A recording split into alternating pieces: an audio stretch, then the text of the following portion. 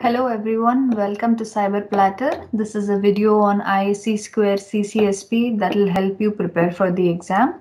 Today we will cover a portion of Domain 3, that is Cloud Platform and Infrastructure Security. So this is the agenda for today. We will discuss how to analyze risks associated with cloud infrastructure. This includes risk assessment and analysis, virtualization risks, cloud vulnerabilities, threats and attacks, countermeasures.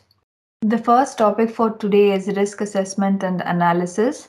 Cloud-based systems have the same level of risk as other hosting models, but with the additional risks that are specific to cloud. There are several lists of risks maintained and published by industry organizations. These lists can be a source of valuable insight and information, but each cloud provider and customer is ultimately responsible for performing their own tailored risk assessment and analysis. Okay. Some of the risk categories that we will discuss today are policy and organization risks, general risks, virtualization risk, cloud specific risk, legal risk, non-cloud specific risk. Okay. The first one is policy and organizational risk. Policy and organizational risks are the ones that are related to choosing a cloud service provider and outsourcing. Let's discuss a few of the most noteworthy policy and organizational risks today. The first one is loss of governance. This refers to the customer not being able to implement all the required controls. This can lead to the customer not realizing their required level of security and potential compliance risks. Because they own the underlying infrastructure, cloud providers are responsible for defining governance and applying the necessary security controls, right? Customers have some input depending on the service model, like software as a service or platform as a service, right? Software as a service offers the least amount of control over governance. The next one is compliance risk.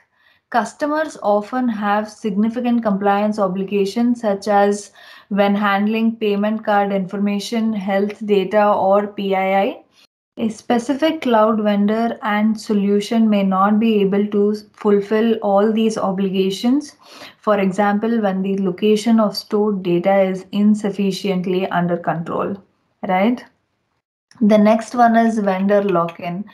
Vendor lock-in is a situation in which a customer is unable to leave, migrate, or transfer from one cloud service provider to another due to situations like using proprietary format or unfavorable contractual agreements.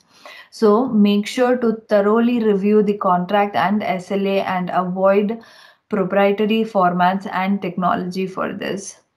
To avoid vendor lock-in, the organization has to think in terms of portability when considering migration. We use the term portability to describe the general level of ease or difficulty transferring data out of a provider's data center, regardless of whether it's being moved to another provider or to a private cloud. There are several things an organization can do to enhance the portability of its data. For example, enhance favorable contract terms for portability. That is, make sure the organization considers an exit strategy even while creating the initial agreement with the provider at the beginning of cloud service acquisition. Is there a reduced rate trial period in the provider environment? Find that out, right? What is the penalty for early transfer if you are serving a contract? At the end of the contract term, will there be any difficulty contractually or in terms of performance in moving the data to another provider? The next thing that we want to consider is avoid proprietary formats.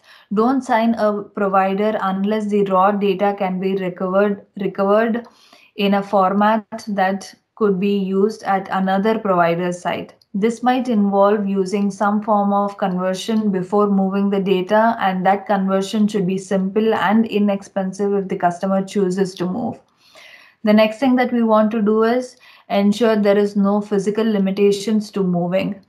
That is, make sure that the bandwidth leaving the old provider is sufficient for the purposes of moving your organization's entire data set, and the new provider can handle that size of importation.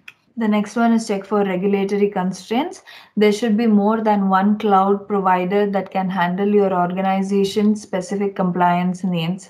But if your needs are very unique and restrictive, that is, number of providers may be very limited. Like for example, your organization is processing credit card data for payment, it is using students' data, it has medical information as well, then your company must simultaneously comply with PCI, HIPAA, FERPA, etc. Right? The next risk is vendor lockout. Vendor lockout is when a customer is unable to recover or access their own data. Vendor lockout can be caused when the provider goes out of business or is acquired by another company or cease to operate for any reason, right? We cannot really plan for all the possible reasons vendor lockout might occur, but we can be aware that the possibility exists and make decisions accordingly. So, some of the factors that we may want to consider when selecting a cloud provider, keeping vendor lockout in mind, are the first one is provider longevity. How long has the provider been in business? Does it seem to have a market leader? This aspect may be more difficult than others to assess because IT is an extremely volatile field and new providers are constantly entering. Many providers often leave with limited warning, right? Cloud technology and services on a large scale, in particular, add a fairly recent development and may be more prone to significant and unexpected turbulence. Jurisdictional suitability. So, what country is the provider in and which state? This question must be asked in terms of both where it is stored and where it operates, right? Where is the data center? Where is it long term? Where is its long term storage and backup capability? What is the long term and the backup capability? Will your organization's data be crossing boundaries or borders? Can your organization use this provider and remain compliant with all the applicable regulations? You have to consider all this, right? The next one is core competency. Can this provider offer your organization what it needs? Is it capable of meeting all your service requirements? Does it have the staff, resources, and infrastructure to handle your organization's demands as well as those of the other customers?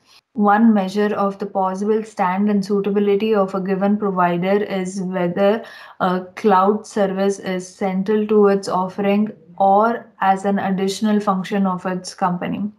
The next one is supply chain dependencies. Does the provider rely on other entities for its critical functions, both upstream and downstream?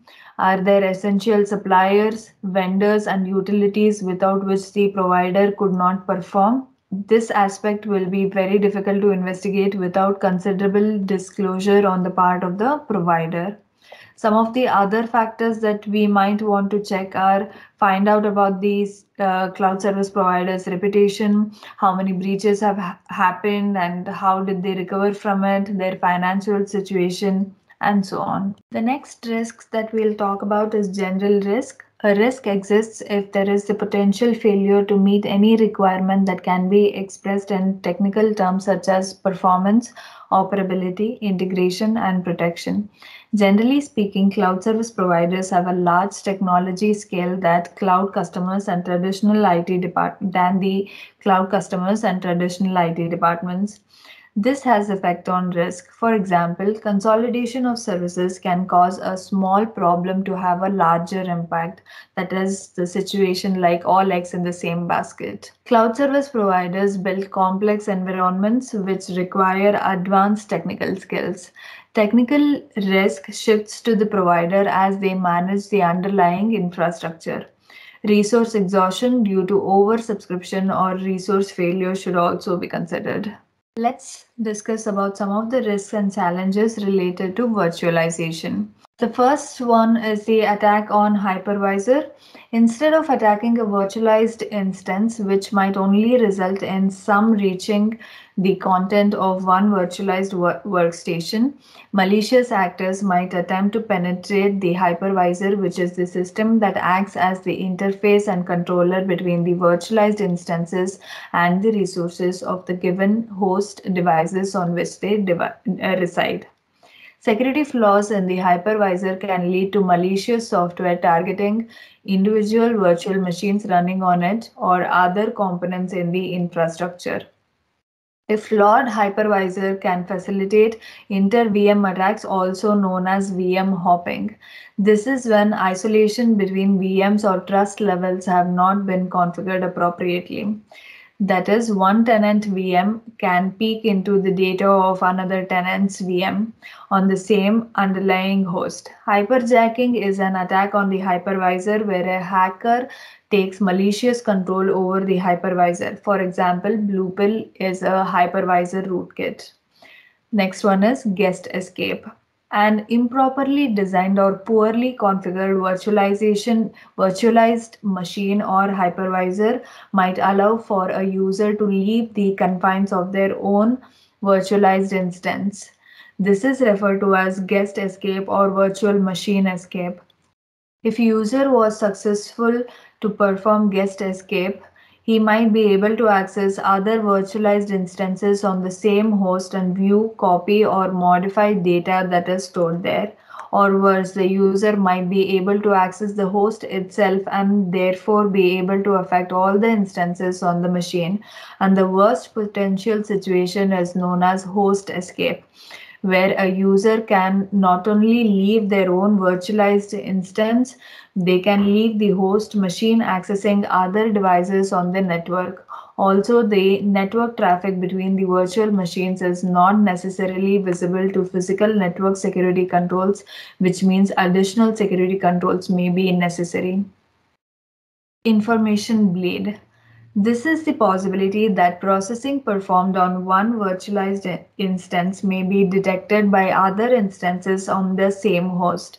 In order for this risk to be detrimental, the loss does not even have to involve the raw data itself. It might be instead only indicative of the processing occurring on the affected instance. Like, for example, it might be possible to detect that a certain operation is happening on the affected instance and the operation lasts for a specific duration.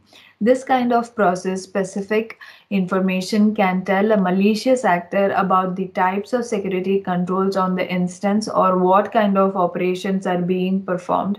This tactic is often referred to as side channel or covert channel attack. The next one is data seize. Legal activity might result in a host machine being confiscated or inspected by law enforcement, and the host machine might include virtualized instances belonging to your organization, even though your organization was not the target. VM images. When a physical server is off, it is safe from attacks. However, when a virtual machine is offline, it is available as VM image files that are susceptible to malware infections and missing patches. Instant on gap. When a VM is turned on after being dormant for some time, the VM might not be very secure because of the missing patches and updates. Sprawl. Sprawl occurs when you lose control of the amount of content. The next one is cloud-specific vulnerabilities, risks, threats, and attacks. The first one here is management plane compromise. The management plane is probably the most valuable attack target and the highest source of risk in a cloud environment. As a single interface with consolidated access to all your systems and resources, a management plane compromise can affect your entire cloud environment. Because cloud management planes are made available to customers through internet facing APIs, they are widely exposed to attackers for exploitation. Malicious actors look for weak APIs and can exploit vulnerabilities to gain access to an organization's cloud systems and data. Cloud service providers are responsible for securing their APIs, with special attention being given to management plane APIs. Cloud customers hold responsibility for ensuring that they use strong credentials and secure channels when accessing their cloud provider's management console. The next one is resource exhaustion. Resource exhaustion is a risk related to multi-tenancy and resource pooling. Exhaustion presents itself when an organization is denied resources because the resources are being completely consumed by another tenant or tenants. Resource exhaustion may be malicious or not. If one or more tenants within the shared environment provisions a large amount of CPU, RAM, or network bandwidth, it can leave the other organizations lacking sufficient resources to process their workloads. Reservations, shares, and limits can be used to mitigate this risk. The next one is isolation control failure, that is insecure multi-tenancy. Multi-tenancy is a core property of public cloud, and it allows large cloud service providers to provide resources and services to thousands of customers in a scalable fashion. This architecture requires the cloud provider to use isolation controls to physically or logically separate each tenant from other tenants in the environment. Risks exist when these controls either do not exist or fail to function as intended. Without proper separation between cloud tenants, an attacker can leverage one tenant's resources to compromise another tenant's environment. This compromise can include unauthorized access to data, denial of service, or other tenant to tenant attacks. Securing multi-tenant infrastructures and ensuring efficient separation between organizations is entirely the responsibility of the cloud service provider.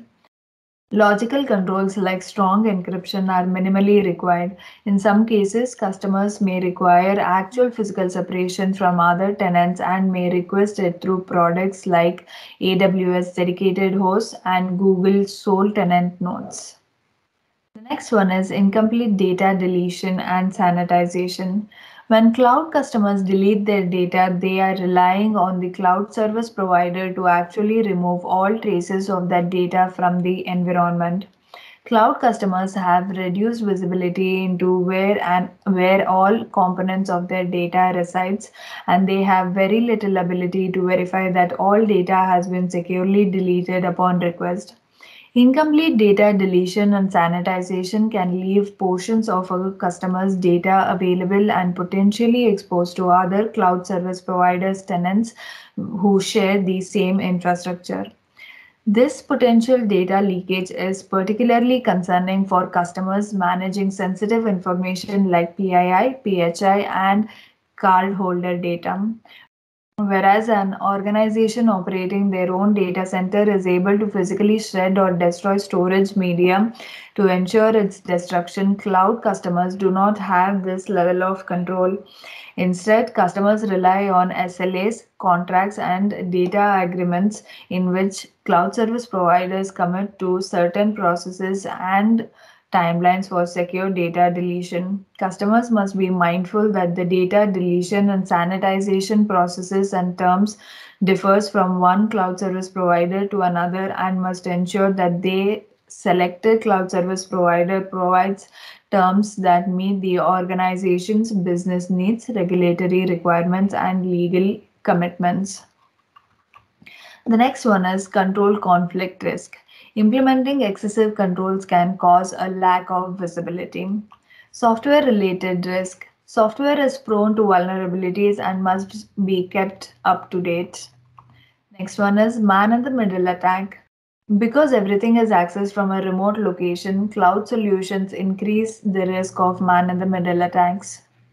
Legal risks.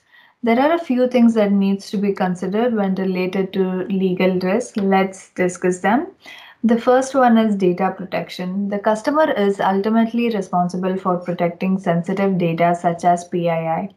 When moving to the cloud, you transfer some responsibility for protecting your infrastructure and systems. But always remember that, however, you are not transferring liability. Unless your contract with the cloud service provider states otherwise, you are still legally responsible for ensuring compliance with legal regulations and requirements that impact your data. Jurisdiction.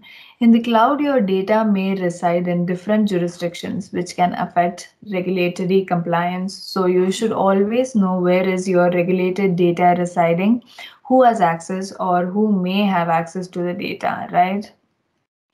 How is the regulated data being protected? You should be aware of all this. Law enforcement. If a tenant is compelled to hand over data to law enforcement, that tenant could inadvertently expose other tenants' data. Licensing. If a customer moves an application to the cloud, the licensing agreement must be reviewed for legality and any cost consequences, like, for example, per CPU licensing. Data ownership. A cloud vendor could try to take ownership of data created in the cloud by stating that it was created on their platform and therefore they own it. Contractual wording should be used to prevent this. The next one is non-cloud specific risks. Most IT risks still play out at the cloud environment as well. We'll discuss some of them. The first one is malware. Malicious software downloaded from the internet or uploaded to the internal network can cause a wide variety of problems, including data loss, loss of control of devices, interruption of operations, and so on. This is less likely in a SaaS environment because the customer has no ability to install software. Host-based and network-based anti-malware applications and agents can be employed in actual host devices and virtualized instances to counter as a countermeasure for malware. Specific training can be provided for all users regarding the methods used for introducing malware into a cloud environment and how to defeat them. Continual monitoring of network traffic and baseline configurations can be used to detect anomalous activity and performance degradation that may be indicative of infections. Regular updates and patches should be implemented, perhaps including automatic checks for virtual machines as they are instantiated at every boot. The next one is internal threat, that is from the internal attackers. These can be the result of malicious or accidental activity on the part of employees or others who have been granted access, such as contractors and maintenance personnel. Before hiring new personnel, the organization should conduct aggressive background checks, resume or reference confirmation, and skills and knowledge testing. For addressing the risks associated with existing employees, the organizations should have appropriate personnel policies that might include comprehensive and recurring training, mandatory vacation and job rotation, and 2% integrity in those situations where it makes financial and operational sense. Solid workflow policies should include separation of duties and least privilege. Active surveillance and monitoring programs, both physical and electronic, can be used. Data should be masked, reducing the view of all personnel who don't need to work directly with raw data. Egress monitoring should be implemented as well, using data loss prevention solutions. The next one is external attackers. Entities outside the organization may want to attack the network for a number of reasons, including financial gain, activism, political goals, perceived grievances, and so on. These attacks can take many forms and manifest a variety of effects, including DOS, DDoS, data breach, legal repercussions, sin flooding, brute force, and more. Countermeasures for external attackers include hardened physical devices, hypervisors, and virtual machines with a solid security baseline and thorough configuration and change management protocols, as well as strong access controls, possibly even outsourced to a third party such as a cloud access security broker, CASB. It's also important for the organization to understand how it is perceived by adversaries. This kind of data can be used for threat assessment and identification, as well as offering some predictive capability, which could provide a much more timely response than a reactive way of handling threats. Threat intelligence services offer this functionality. The next one is natural disasters. All operations are prone to disruptions from natural disasters, and no geographical region is free of risk from this threat. They only differ in location. Location and climate dictate the types and frequencies of disasters such as hurricanes, floods, wildfires, tornadoes, earthquakes, volcanoes, mudslides, and so on. For this, the cloud service providers should ensure multiple redundancies for all systems and services for the data center, including ISPs and utilities. The cloud customer can arrange for a disaster backup with the same cloud provider or with another cloud provider or offline. The next risk is social engineering. To countermeasure social engineering, training is the key. Use incentive programs to identify personnel who resist social engineering attempts and alert the security officer. You can use something like phishing campaigns that can be done monthly or quarterly to know who is very much prone to click on the links. The next one is unauthorized facility access. This can lead to data loss, especially from theft of devices. Countermeasures include encryption of stored material to attenuate the efficacy of theft, strict physical access controls, limited or no USB functionality, detailed and comprehensive inventory control and monitoring, and remote wipe or remote kill switch capability for portable devices. The next one is default or weak passwords. There should be strict access control policies not to use default or weak passwords. The next topic is countermeasure strategies across the cloud. Defense in depth. First, it is highly recommended that you implement multiple layers of defense against any risk. For example, in physical protection, there should not be a reliance on a single lock.